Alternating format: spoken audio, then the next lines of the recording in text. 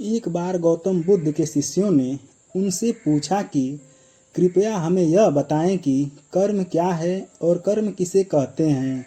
तो उसके बाद गौतम बुद्ध ने अपने शिष्यों से कहा कि कर्म को समझने के लिए मैं तुम्हें एक कहानी सुनाता हूँ।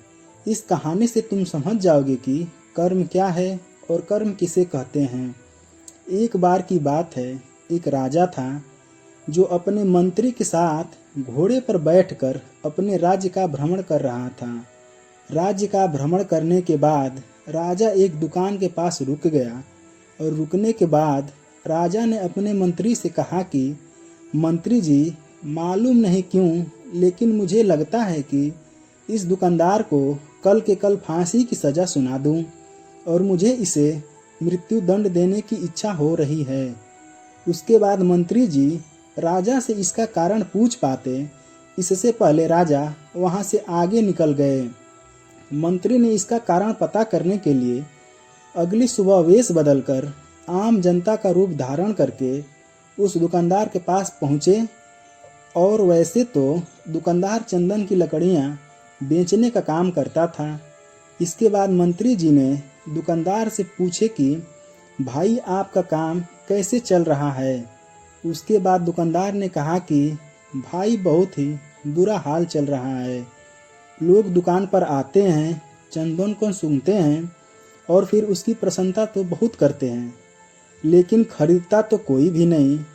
और उसने आगे बताया कि मैं सिर्फ इसी इंतजार में हूँ कि कब हमारे राज्य के राजा की मृत्यु हो जाए और उनके अंतिम संस्कार के लिए मेरी दुकान से बहुत सारी चंदन की लकड़ियाँ खरीदा जाएगा और शायद वहाँ से मेरे चंदन की लकड़ियाँ बेचने के व्यापार में थोड़ी बढ़ोतरी हो जाए और मेरा व्यापार भी अच्छा हो जाएगा।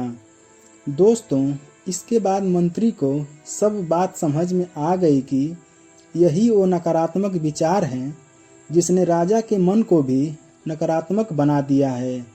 दोस्तों, वह मंत्री बहुत ही बुद्धिमान और होशियार था, तो इसलिए उसने सोचा कि मैं थोड़ी बहुत इस दुकानदार से चंदन की लकड़ियाँ खरीद लेता हूँ।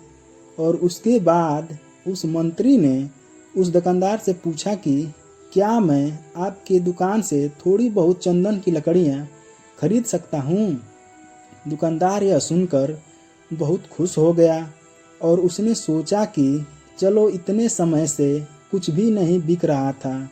और उसके बाद उस दुकानदार ने कुछ चंदन की लकड़ियों को अच्छी तरह से पैक करके उस मंत्री को दे दिया। दोस्तों, उसके बाद मंत्री अगली सुबह राजा के दरबार में पहुंच गया और उसने राजा से कहा कि राजा, वो जो दुकानदार है ना, उसने कुछ चंदन की लकड़ियाँ आपके लिए तोहफे के रूप में भेजी हैं। यह बात सुनकर राजा बहुत खुश हुआ और मन ही मन सोचने लगे कि मैं बेकार में ही उस दुकानदार के बारे में गलत सोच रहा था। और उसने उन चंदन की लकड़ियों को हाथ में ले लिया और उसने उन चंदन की लकड़ियों को बहुत ही अच्छी तरह से सूंघ लिया और उसमें से बहुत अच्छी सुगंध आ रही थी।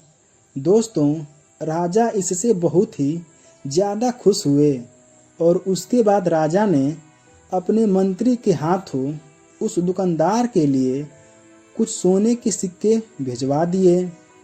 मंत्री आम जनता का रूप धारण करके फिर से अगली सुबह उस दुकानदार के पास चले गए और उसने वह सोने के सिक्कों को उस दुकानदार को दे दिया।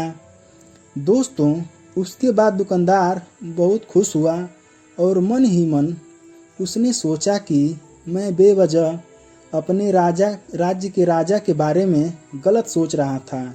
राजा तो बहुत ही ज़्यादा दयालु हैं।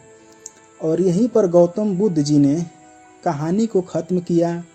ये कहानी जब ख़त्म हुई तब गौतम बुद्ध ने अपने शिष्यों से कहा कि अब आप लोग बताएं कि कर्म क्या होता है। तब गौतम बुद्ध के सभी शिष्यों ने जवाब देते हुए कहा कि शब्द ही हमारे कर्म होते हैं और हम जो भी काम करते हैं वही हमारे कर्म होते हैं, और जो हमारी भावनाएं होती हैं वही हमारे कर्म होते हैं। महात्मा बुद्ध ने सभी शिष्यों के जवाब को सुनने के बाद कहा कि आपके विचार ही आपके कर्म हैं। अगर आपने अपने खुद के विचारों पर नियंत्रण पाना सीख लिया तब आप एक महान इंसान बन जाते हैं। जब आप अच्छा सोचते हैं तब आपके साथ अच्छा ही होता है और वो होता ही रहेगा। दोस्तों, यह कहानी आपको कैसी लगी कमेंट करके मुझे बताइएगा और मेरे चैनल को सब्सक्राइब कर दीजिएगा। धन्यवाद।